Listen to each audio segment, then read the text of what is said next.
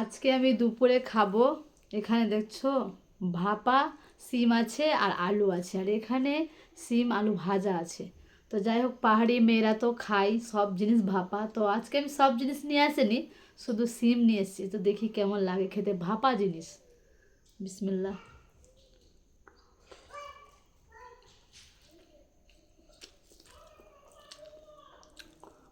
অত খারাপও না অত ভালো না, কারণ এগুলো তো আমরা খাই না ভাপা জিনিস। তো যদিও প্রতিদিন খায় তো অভ্যেস হয়ে যাবে, তো একটু ভালো আছে, চলবে।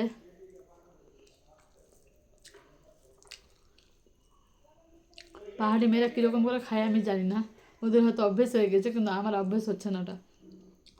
তো ভালো লাগছে, খেয়ে নিই যেহেতু করেছি।